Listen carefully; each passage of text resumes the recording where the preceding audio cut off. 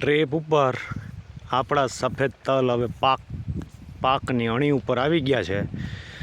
4 દિવસ કે 5 દિવસ ખમશે પછી દાતરડું પડી જશે।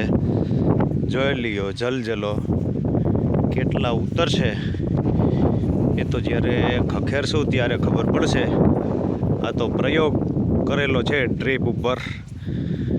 ધાણાની જેમ પાટલીએ વાવેલા છે અને એક ક્યારામાં 2 નળી મૂકેલી છે ડ્રીપની। જોઈ લેજો ખેડૂત મિત્રો।